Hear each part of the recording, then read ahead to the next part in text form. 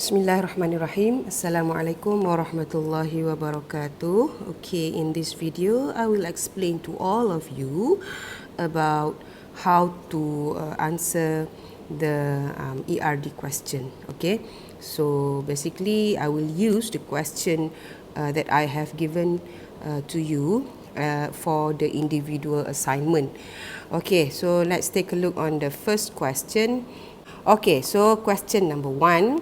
Okay, the following case study describe data requirement for Malaysian charity non-profit organisation NGO that provide aid to people after natural disaster. Okay, so dalam kita nak buat ERD ni, kita kena identify beberapa benda lah. Yang pertama adalah entity dan yang kedua adalah attribute kepada entity tersebut dan juga dia punya relationship. So ada 3 benda lah.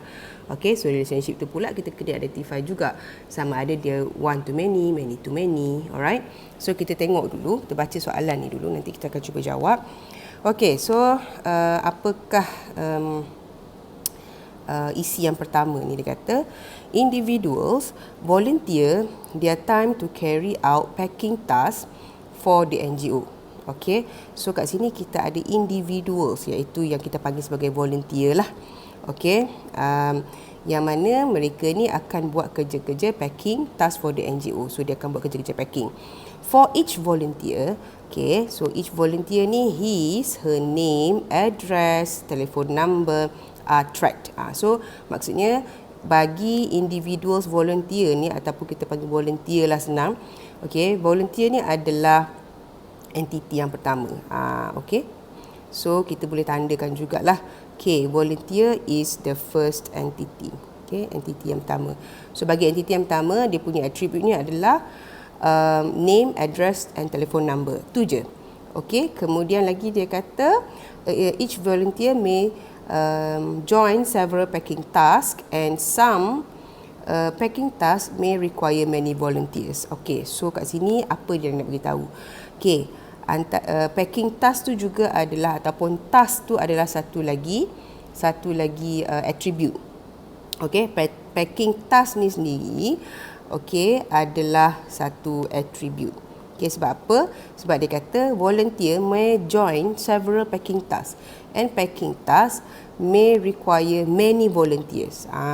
Okay, so task tu sendiri adalah attribute. Jadi dia nak beritahu kat sini adalah antara volunteer dan juga task tu ataupun packing task, dia punya relationshipnya adalah many to many. Okay, yang ni adalah many to many.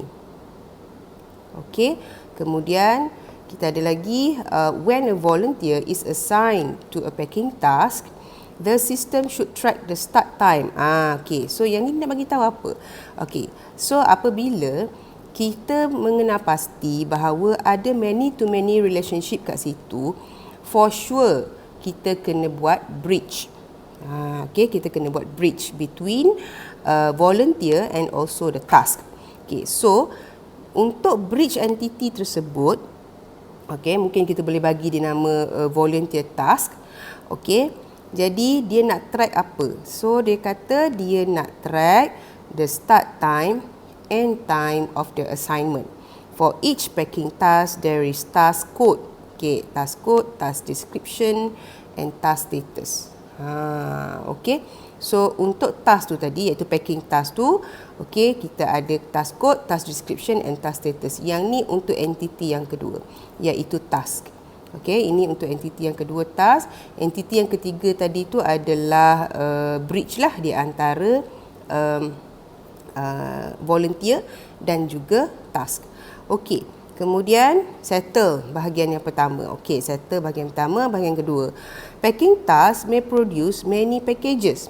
Okey, daripada packing task dia akan keluarkan packages, but one package is a result from one packing task. Each package is assigned. So sekarang ni untuk satu task akan ada banyak packages, but each of the packages tu akan belong to only one task. So kat sini dia beritahu apa? Dia nak beritahu relationshipnya adalah one to many. Okay, so each package, okay, so kat sini maknanya kita ada satu lagi entity, iaitu entity yang keempat. Okay, yang mana namanya package. Okay, so each package is assigned ID number, package date, package type and also the total weight. There are 3 different packages, namely basic medical packages, childcare packages and also food packages. So ada 3 jenis lah. Okay, basic, childcare and also food package. Jadi sekarang ni kat sini apa yang kita boleh fikirkan. Okay, so mungkin package ni kita akan pecahkan terus dia punya entity. Okay, kita akan pecahkan terus dia punya entity ataupun kita wujudkan parent and child entity tu. Okay, parent and child entity yang mana yang ada overlap dan juga disjoint tu. So mungkin kita boleh guna yang tu. Okay, so kat sini kita ada entity yang keempat. So sub entity mungkin kita boleh pecahkan kepada medical, childcare dan juga food. Okey, kemudian point yang ketiga. A package can contain many different items and given item can be used in many different packages. Okay, so package ni contain many different item. Okay, so setiap package ni ada different item. Sebab tu dia beritahu ni basic medical ke, childcare ke ataupun food package. Okay, and a given item can be used in many different packages. Contohnya kain. So kain mungkin boleh digunakan untuk childcare dan juga untuk medical package. Okay, ataupun air. Okay, air minuman. So boleh duduk dalam tiga kategori ni. Jadi sebab tu dia kata given item can be used in many different packages. Okay, can be used. Okay, different item can be used in many different packages. For each item that the NGO provides, there is an item. Okay, so for each item, okay, item ni pula, okay, sekarang ni kita ada item pula, okay, iaitu entity yang kelima. Okay, entity yang kelima, item, okay, yang mana dia kata there is an item ID number, item description, item status, whether donated, sponsored or bought. Okay, status dia. Item value and item quantity on hand. Okay, along with tracking the actual item that are placed in the package. The quantity of each item also must be recorded. Okay, so actual item, the quantity ni pun kita kena ada jugalah. Okay, item quantity on hand tu maksudnya dia refer kepada quantity. So ceritanya dalam package tu ada item juga. So item tu, setiap item sendiri pun mesti di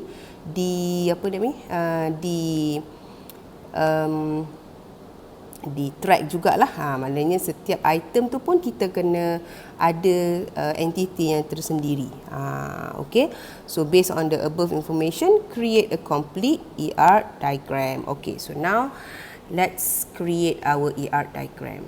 Okay, so masa saya buat ER diagram ni, lukis-lukis ni saya tak tunjuk lah soalan ni, jadi boleh refer kepada soalan masing-masing lah. Alright. Okay, so macam mana kita nak buat? Okay, kita pergi kepada the first point tu tadi, iaitu individuals volunteer the time to carry out packing task. Okay, so sekarang ni kita ada yang pertama adalah volunteer lah. Okay, so kita lukis dulu entiti yang pertama. Okay, iaitu volunteer.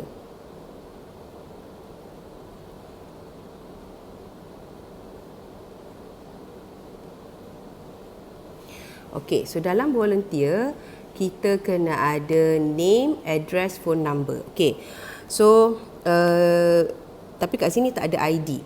Jadi kita boleh jadikan phone number tu sebagai ID ataupun kita nak bagi kat dia pun boleh. Jadi bila soalan dia tak bagi ID, jadi kita boleh fikirkan. Okay, kita bukan boleh, kita kena fikirkan. Apakah ID kalau ada entity yang bukan entity, attribute yang di dalam entity tu kita boleh jadikan ID, maka kita boleh ambil. Ataupun kita nak reka ID tu sendiri pun boleh juga.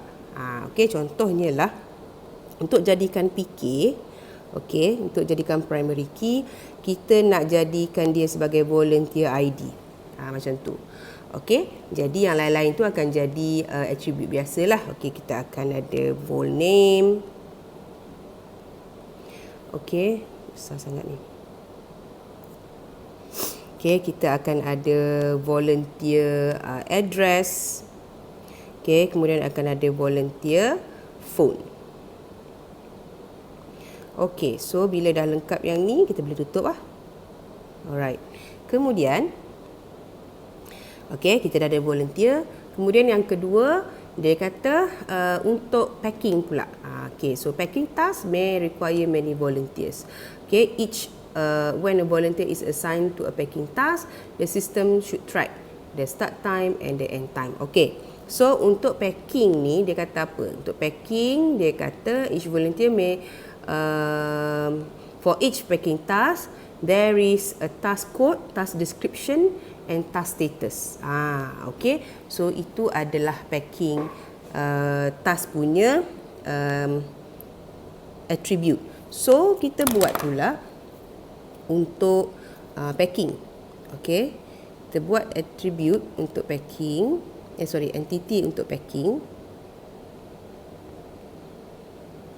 Okey, so dalam packing dia kata mesti ada code, description dan juga status. Okey, so code tu dia akan jadi PK lah. Okey, pack code contohnya. Lepas tu kita ada description dan juga kita ada packing status. Okey. Jadi oleh kerana di antara volunteer dengan packing ni adalah many to many, jadi kita kena buat bridge lah satu kat sini. Okey, so cara nak buat bridge, kita boleh letak je lah nama dia. Okey, volunteer task ke ataupun volunteer packing ke, tak kisahlah apa dia. Volunteer task. Okey, so untuk setiap task yang diberi ni, okey, dia kata mesti ada track start time dan juga end time. Okey, so apakah syarat untuk kita buat bridge? Apa saja yang jadi PK di dalam yang asal ni mesti jadi FK ataupun PK di dalam bridge. Jadi kita ambil je lah.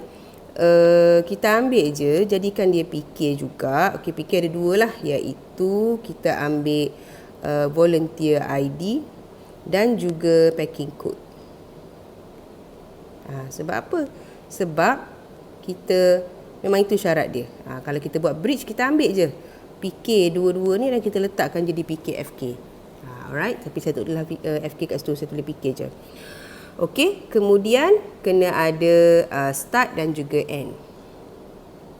Start time dan juga end time.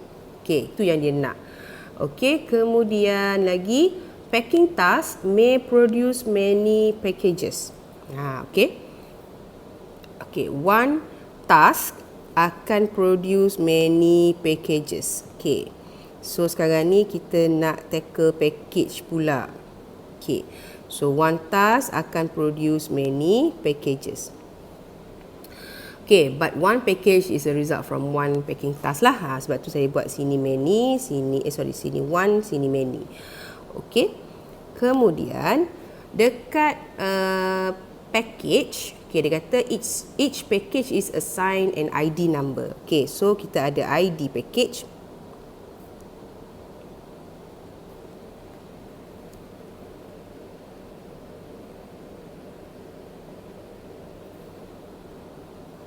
Okey, package ID, lepas tu package date, lepas tu kita ada package type, okey, and then the total weight. package weight. Okay, there are different package, namely basic medical package, child care package and also food packages. Okay, so 3 tu lah. Jadi package type tu boleh jadi 3 ni tadilah. Okay, 3 tu tadi. Okay, so tak apa, nanti kita letak dulu. Right, so kat sini kita akan jadi fikir dia adalah package ID lah. Okay, kemudian a package can contain many different item. Okay, so satu package boleh ada banyak item. Okay, so item ni pula dia kata for each item that NGO provide there is an item ID number. Okay, so kita buat dulu untuk item Kita buat dulu untuk item. Okay. Okay, item. Kemudian dia kata each item akan ada ID number. Item ID, lepas tu item description. Okey, lepas tu ada item status. Okey, lepas tu whether donated, sponsor benda, and then ada item value. Kemudian item quantity on hand. Okey, item quantity on hand. Maknanya yang disimpan lah ada berapa. Okey, so yang ni akan jadi fikir dia. Okey, so sekarang ni kita nak kaitkan pula item dan juga package. Tadi package ni dia ada 3 benda tu kan. Jadinya kita kena fikir pula lah. Jadi kita kena buat lah yang parent and child tu. Okey, jadi sekarang ni sama ada benda ni nak letakkan disjoint ataupun apa dia panggil tu overlap kan. Sama ada dalam bulat tu nak letakkan D ataupun nak letak U kan. Okey, so kita tengok tadi pada soalan kita tadi tu kita kena fahamkan dululah sama ada dia adalah overlap ataupun disjoint. Okey, so apa maksud overlap dan juga disjoint tu? Yang tu kena fahamkan dululah. Okey, kalau overlap maksudnya entiti yang menjadi contohnya ni tadi adalah basic medical, okey, yang jadi medical ataupun yang jadi child care dan juga jadi apa satu lagi? Sekejap saya tengok soalan. Medical, child care dan juga food. Okey. Adakah ketiga-tiga ni dia boleh jadi ketiga-tiga? Macam tu. Okey, contohnya kalaulah package ni dia adakah yang medical boleh jadi child? Okey, ataupun yang child ni boleh jadi juga food. Okey, contohnya macam ni lah. Macam ni contohnya mungkin Sir Tamizi dah terangkan tapi tak apalah saya terangkan sekali lagi. Okey, contohnya macam ni. Dalam satu universiti kita ada person. Okey, dalam satu universiti kita ada person ataupun orang. So orang ni dia boleh terbagi kepada 2, iaitu pelajar ataupun student dan juga pekerja ataupun staff. Okey, so pelajar dan pekerja ni dia boleh overlap tak? Maksudnya seorang pelajar dia boleh tak jadi pekerja dalam satu universiti? Ataupun seorang pekerja dia boleh tak jadi pelajar dalam masa yang sama? Kalau dalam kes universiti dia boleh lah. Okey, contohnya macam saya pekerja di universiti di UiTM. Tapi saya nak sambung belajar dengan UiTM juga. So status saya boleh bertukar menjadi pelajar dan pekerja dalam masa yang sama. So itu maksudnya overlap.